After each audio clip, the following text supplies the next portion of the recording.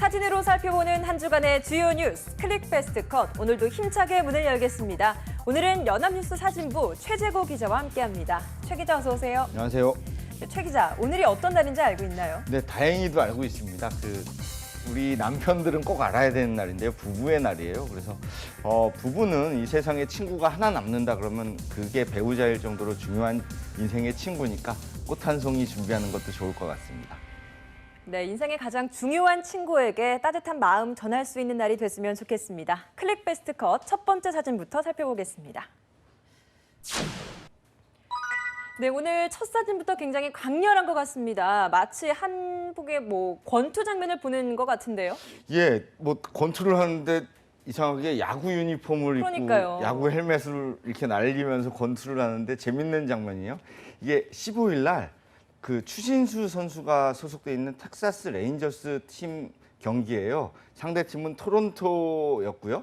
그 경기의 장면인데 이제 어떤 상황인지 모르겠지만 텍사스의 오드워 선수가 토론토 선수의 얼굴을 주먹으로 강타하고 있습니다. 네. 이 앞전에 이제 토론토의 바티스타 선수가 몸에 맞는 볼로 1루 출루를 했어요. 그다음에 후속 타자가 병살성 타구를 치면서 이 1루에 있던 바티스타가 2루로 뛰게 된 거죠. 근데 병살이 되게 되면 본인이 죽고 또 후속 타자도 죽게 되니까 그걸 막기 위해서 2루수를 향해서 위협적인 슬라이딩을 하게 돼요.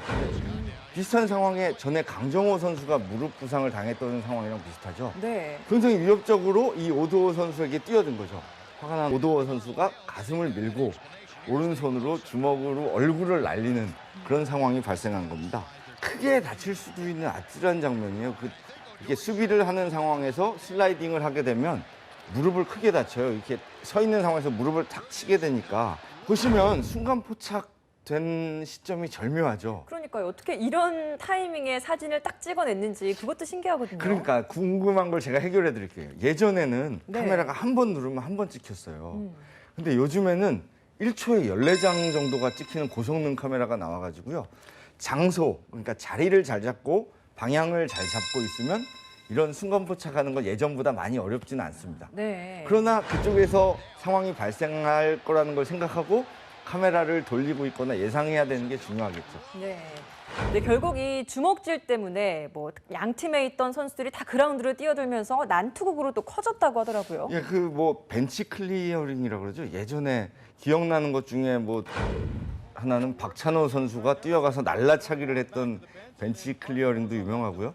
최근엔 우리나라에서 어린이날 광주저도 이런 벤치 클리어링이 있었는데요. 이 바티스타는 텍사스 팀과 악연이 있는 선수예요. 작년 디비전 시리즈 때 5차전에서요. 결승 3전 홈런을 치고 일명 빠던이라고 하거든요. 네. 빠따를 던지는 행위를 말하는데 약간 속어죠. 우리 시청자들이 야구 중계를 보거나 팬들이 보기에는 굉장히 시원하잖아요. 홈런을 네. 탁 치고 배트를 시원하게 던지면서 뛰어나갑니다. 하지만 그 야구 선수들 사이에서는 이게 매너가 없이 상대방을 굉장히 자극하는 행위라고 하거든요. 그래요. 그런 빠던으로 논란을 빚은 선수예요. 이 선수가 그런 안 좋았던 관계를 유지하다가 몸에 공을 맞고 또 화가 난 상황에서 위험한 슬라이딩을 하니까 오드워 선수가 참지 못하고 주먹으로 치는 그런 상황까지 이어진 것 같습니다. 그럼 말씀하신 것처럼 주먹 다짐이 생기면서 양팀 선수들이 우르르 나왔는데요. 10분 넘게 경기가 중단됐어요. 그리고 8명의 선수와 코치가 퇴장당하는 격렬한 상황이었던 거죠. 메이저리그에서 양팀 선수들이 몸싸움을 벌이는 일은 자주 볼 수 있습니다. 하지만 이 상대 선수의 안면에 직접 주먹을 날리는 건 흔치 않은 장면인데요. 오드워 선수는 경기 뒤 후회하지 않는다. 나는 스스로를 보호하려고 했을 뿐이다. 라는 말을 남겼습니다. 다음 사진 살펴보도록 하겠습니다. 네, 이번에 우리 소설가 한강 씨가 맨부커상을 수상했습니다. 예. 그에 대한 축하 전화를 바삐 받고 있는 그의 아버지인 예. 것 같은데요. 예, 아버지가 이렇게 표정은 안 좋으신데 제 생각에 굉장히 기쁠 거라고 생각합니다. 네. 그 소설가 한강 씨의 아버지인 한승원 씨가 언론 쪽에서 전화 받고 지인들의 전화를 받으면서 딸이 맨부커상을 받은 거를 축하받고 있는 모습이에요. 문학계 가족으로도 아주 유명하죠. 예. 아버지는 그 아제아제 바라제를 쓰신 유명한 소설가시죠. 그리고 이 두 부녀가 유명한 것이 또 있는데요. 그 우리나라 이상문학상이라고 굉장히 권위 있는 상이 있어요. 그 상도 부녀가 받는 그런 수상 경력을 가지고 있는 부녀입니다. 그 말씀하신 맨부커상에 대해서 잠깐 설명드리면 그 세계 3대 문학상이라 그래요. 뭐 노벨 문학상, 프랑스 콩쿠르랑 더불어서 이제 굉장히 권위가 있는 상인데요. 그 두 개로 나눠진다 그래요. 영어 부분하고 인터내셔널 부분이 있는데 이번에 우리 한강 소설가가 받은 건 인터내셔널 부분입니다. 그 채식주의자라는 소설로 이제 수상을 하게 된 거죠. 수상을 했습니다. 그러면서 여기 사진에 나온 한승원 씨 아버지에 대한 관심도 굉장히 뜨거워졌죠. 아버지는 이렇게 언론에 전화를 받고 친구들의 축하를 받고 하면서 이 맨부커상이 이렇게 큰 상인 줄 몰랐다. 네. 언론이고 아는 사람이고 전화가 온다고 행복한 이런 비명 같은 투정을 부리셨습니다. 네, 이번 한강시가 맨부커상을 수상하면서 우리 한국 문학계도 좀 세계로 빠르게 진출할 수 있는 디딤돌이 되지 않았나 싶은데요. 예, 그 맨부커상을 받으면서 이제 한국 문학도 세계에서 통할 수 있다는 게 증명된 건데요. 문단은 굉장히 기뻐했어요. 이번 맨부커 수상을 굉장히 기뻐하면서 그 한강 작품을 번역한 번역가가 있을 거 아닙니까? 데버러 스미스라는 사람인데요.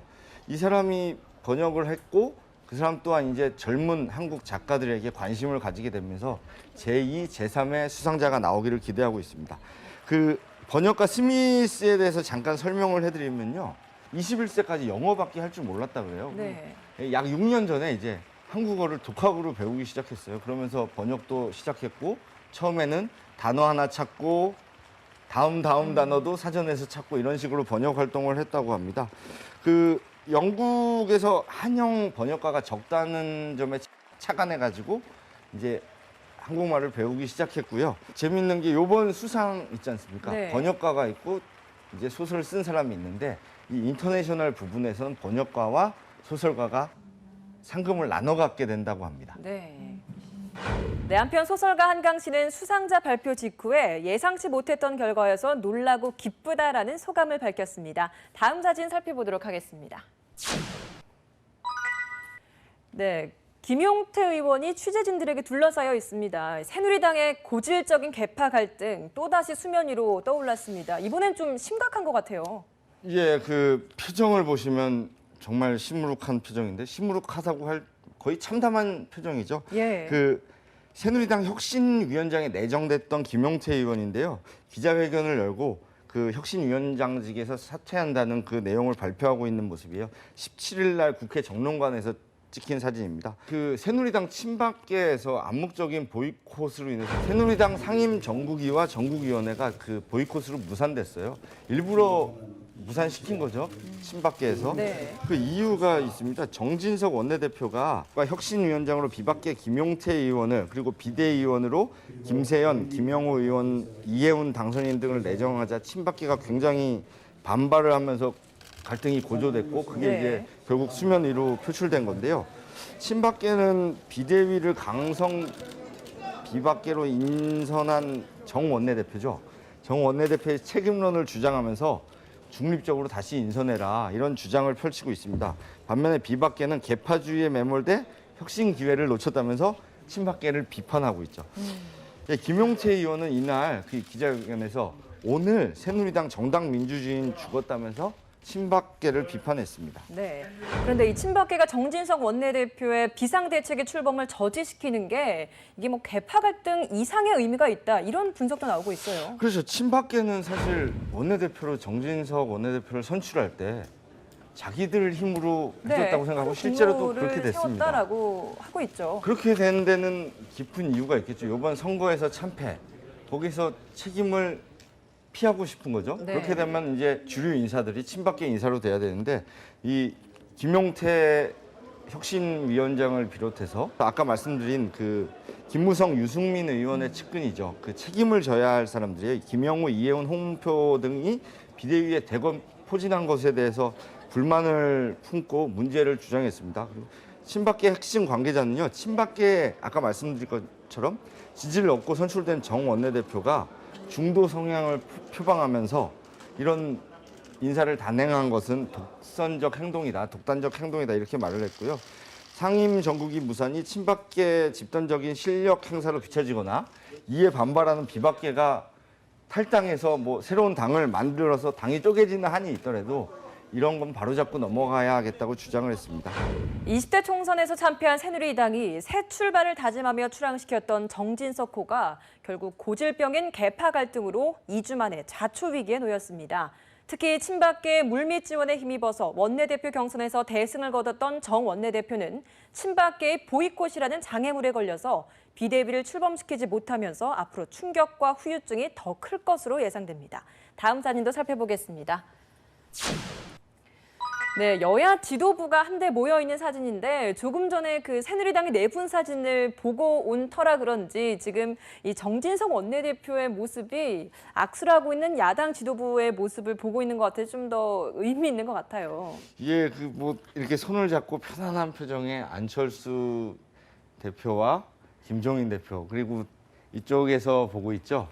정진석 그 새누리당 원내대표의 표정이 참 대조되는 사진인데요. 네. 17일 날 신라 호텔에서 있었던 아시안 리더십 컨퍼런스 개회식에 참석한 그 여야 인사들이에요. 아시안 리더십 컨퍼런스는 매년 서울에서 열리는 그 국제 회의인데요. 전 세계 정치 지도자들이 참석해서 아시아의 정책에 대해서 토론하고 더 나아가서는 전 세계가 직면한 그런 현안들에 대해서 토론을 하는 자리입니다. 그 김 대표, 김종인 대표는요 행사 후에 기자들을 만나서 기자들의 질문에 답을 했는데 뭐 국민의당 안철수 대표와 만나 뭐 두 당이 협치를 더 잘하자는 이야기를 나누셨냐는 기자들의 네. 질문에 그 협치가 그렇게 쉬운 게 아니다 이렇게 대답을 했습니다.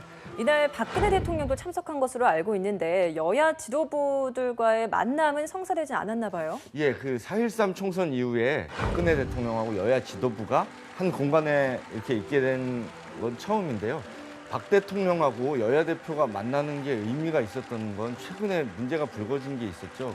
그 5.18 민주화 운동 기념식에서 님을 위한 행진곡을 합창으로 할 것이냐 재창으로 할 것이냐로 정부랑 이제 야당 간에 많은 마찰이 있었어요. 그런 사안이 있은 터에 이제 박근혜 대통령과 여야 대표가 한 자리에 있었기 때문에 만났으면 어떨까 하는 기대감을 가지고 시민들이 보게 된 건데요. 실질적으로 만나지는 못했습니다. 그 이유가 그 이렇게 몇백 명의 정치 지도자들이 참석하는 행사다 보니까 굉장히 넓은 공간에서 이루어져요. 그래서 여야 대표는 다른 테이블에 그리고 박근혜 대통령은 전날 정상회담을 했던 인도네시아 대통령과 다른 자리에 앉았다고 합니다. 안철수 국민의당 공동대표가 그 기자들한테 나와서 당대표들과 박근혜 대통령이 너무 떨어져 있어서 대화는 못했다고 말했습니다. 네, 한편 더불어민주당과 국민의당은 다음 날 열린 5.18 광주 민주화운동 36주년 기념식 참석을 위해서 호남에 총집결했습니다. 이곳에서 치열한 민심 쟁탈전을 벌였다고 하는데요. 그럼 이번에는 5.18 광주 민주화운동 기념식 관련 사진 살펴보겠습니다. 네, 이번 주를 뜨겁게 달군 주인공입니다. 박승춘 국가보훈처장이죠. 예. 급히 차에 타고 있네요. 예, 그 18일 날 그 광주에서 있었던 5.18 민주묘지에서 차에 타고 있는 장면인데 왜 차에 타느냐? 그 박승춘 국가보훈처장이 그 민주화운동 36주년 기념식에 참석을 하려고 했는데요. 그 5.18 유가족회에서 강하게 반대했어요. 반대하면서 일단 대기실에 있는 동안에도 앞에 와서 참석하지 말라고 계속 항의를 했고 또 이제 정작 행사가 시작되면서 행사장으로 들어가려고 하니까 유가족들이 나와서 적극적으로 말린 거죠. 이게 박 처장이 이 행사장에 못 들어간 이유는 그 아까도 말씀드렸지만 임을 위한 행진곡 재창 불허 관계에서 정부에서 표면적으로 그 재창 불허한 자리가 국가보훈처장이에요. 그러면서 이제 유가족들이 강하게 반발했고 이 안에 행사장에 못 들어오게 한 거죠. 박 국가보훈처장은요, 그 기자들과의 대화에서 임을 위한 행진곡 합창 결정을 내린 배경에 대해서 보훈단체와 애국단체 등에서 재창을 결사 반대하고 만약에 재창으로 결정한다면 행사에 불참하겠다는 의견이 강했다고 합니다. 그래서 보훈단체고 애국단체인데 행사에 불참하는 것 자체가 이제 이 결정을 하는데 굉장히 어려움이 있었다는 설명을 했습니다. 그래서 결국에는 행사에 참석하지 못했어요. 그 행사가 시작하기 전에 기자들한테 유감 입장을 표명을 하고 이제 떠나기 위해서 차에 타는 장면을 포착한 거죠. 네. 그래서 결국 이번 기념식에서도 이 님을 위한 행진곡을 재창하지 못하고 합창하게 된 거죠. 5.18 정신으로 국민화합꽃 피우자라는 제목으로 이번 행사가 열렸는데요. 희생자 유족 등 3,000명이 참석해서 20분 동안 열렸어요. 근데 박근혜 대통령은 직접 참석하지 않고 이제 정부 대표로 황교안 국무총리가 참석했습니다. 근데 물어보신 합창 재창 관련해서 네.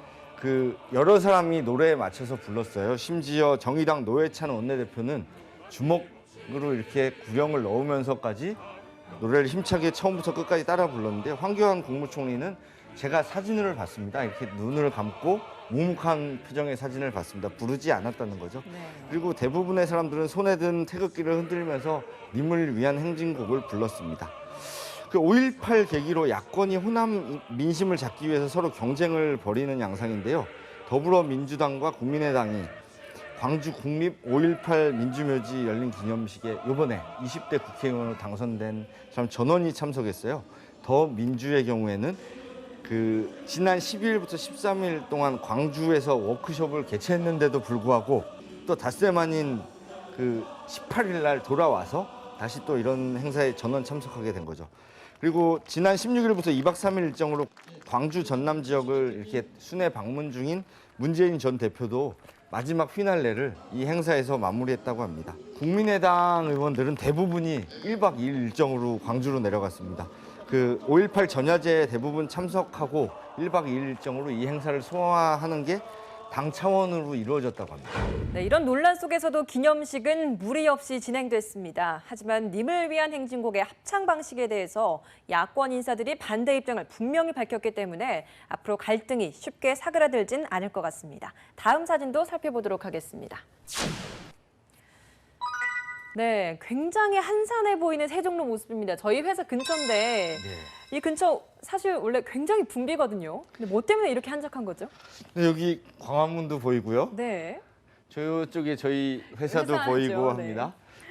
이게 16일 날 있었던 일이에요. 시내가 낮 2시경인데 텅텅 비어있는 상황. 무슨 상황일까요? 늘 이러면 얼마나 좋을까 싶은데 네. 어떤 상황이죠? 민방위 훈련 때 차량이 이렇게 통제돼서 다니지 못하고 멈춰 있는 상황입니다. 그 세종로가 굉장히 복잡한 곳으로 유명한 서울의 중심구 아닙니까? 네. 근데 거기 이 정도 차가 없으면 얼마나 평소에 좋겠어요. 이날 16일 날은요 401차 민방위 훈련이 열렸는데요. 그 2시, 낮 2시죠. 낮 2시에 공습 경보가 발령되면서 15분간 이동이 통제됐어요. 그리고 차량 통제는 5분간 통제가 됐습니다. 이번 공습 경보 발령 후 5분 동안 그 한강의 주요 다리죠. 양화대교, 마포대교, 반포대교, 한남, 영동, 잠실대교 등 이런 대교도 다 통제가 되면서 차량이 다니지 못하는 일이 있었어요.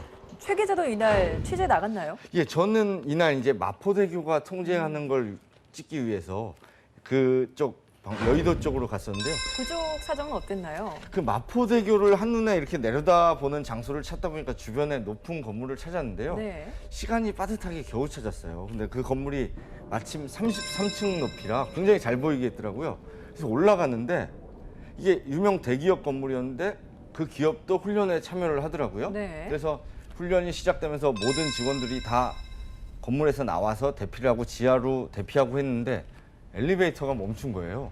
제가 33층을 가야 되는데 올라갔어요. 가야 되는데 그래서 우여곡절 끝에 관계자를 설득해서 비상용 화물 엘리베이터를 타고 네. 33층에 가서 사진을 촬영했습니다. 네, 이날 황교안 총리는 정부 세종청사에서 위기관리 종합상황실을 찾았는데요.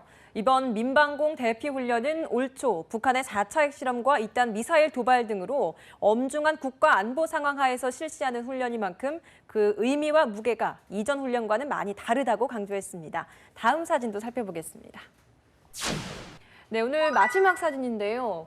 해안가를 산책하는 사람들이 보이는데 그 앞으로 보이는 이 붉은색 이건 뭔가요? 뭐 낙엽 같기도 하고 네, 돌멩이는 아닌 것 그런 같은데 뭐 뭐죠? 작은 물체들이 있는데요. 이게 캘리포니아 해변이에요. 정답을 말씀드리면 홍게. 이게 다 붉은 게. 개들이에요? 예, 작은 개들입니다. 그 2cm에서 8cm 된 개들인데 개들이 해안으로 떠밀려 와서 죽어 있는 모습을 이렇게 시민들이 산책하면서 피해 나가는 모습입니다. 아니 왜 이렇게 떠밀려 온 거죠? 과학자들이 보기에는 굉장히 큰 환경 문제죠. 엘니뇨 현상 때문이에요. 엘니뇨 현상으로 수온이 올라가면서 북쪽으로 올라오던 홍게가 조류에 떠밀려서 해안에 도착했고, 홍게가 아무리 물에서 잠깐 나올 수는 있지만 마르면 죽거든요. 네. 물에서 나와 있다가 이렇게 말라서 죽게 된 경우죠. 이 엘니뇨로 인한 피해가 비단 이 미국만은 아닌 것 같습니다. 지금 지구촌 전체가 굉장히 몸살을 앓고 있어요. 예, 굉장히 심각한 문제인데요. 그 남미저 칠레 해안에도 홍게가 아니지만 죽은 정어리떼가 떠밀려 와가지고 뭐 발 디딜 틈이 없을 정도로 쌓여 있다고 해요. 그게 이유가 또 적조 때문이에요. 적조는 엘니뇨로 인한 수온 상승이고요. 적조로 인해서 죽은 정어리떼가 500톤 정도가 해변을 덮으면서 칠레 정부가 비상사태를 선포하고, 전문가들은 이번 적조를 따뜻한 바닷물이 밀려오는 엘니뇨 현상 때문으로 추정하고 있습니다. 네. 지난 4월이 기상 관측사상 가장 따뜻한 4월로 나타났습니다. 역대 최고 월간 기온 기록 행진이 벌써 7개월째 이어지고 있는데요. 이 엘니뇨와 함께 급속한 기후 변화가 원인으로 지목되는 강력한 고온 현상, 학계에서는 기후 비상사태까지 거론하고 있습니다. 네, 여기까지 오늘 저희가 준비한 사진 모두 살펴봤습니다.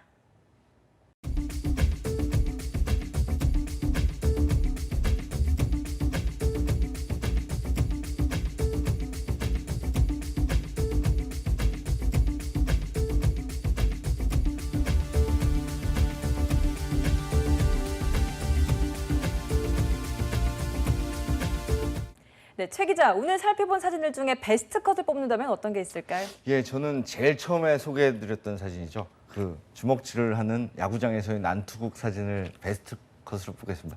그 이유는 뉴스 사진에 여러 가지 장르가 있지만 스포츠 사진은 보도 사진의 꽃이라 그래요. 그만큼 이제 굉장히 순간 포착을 해내기 어렵고 또 운도 따라줘야 되는 그런 사진이어서 잘 찍은 사진이라고 생각되는데요. 다만 걱정되는 것은 사진이 좋았던 것이지 그 스포츠에서 주먹을 사용하고 폭력을 사용하는 것은 안 좋은 것이니까 그거와 헷갈리지 않았으면 좋겠습니다. 네. 네, 오늘 저희 클릭 베스트 컷에서 소설가 한강 씨가 노벨 문학상, 프랑스 공쿠르상과 함께 세계 3대 문학상으로 꼽히는 영국 맨 부커상을 수상했다는 사진 함께 살펴봤는데요. 이 수상 작품은 인간의 폭력성을 집요하게 탐구한 채식주의자였습니다. 이번 경사를 계기로 한국 문학이 더욱 풍부해지고 또 독자층 역시 두터워지기를 기대해 봅니다. 클릭 베스트 컷 여기서 마칩니다. 시청해주신 여러분 고맙습니다.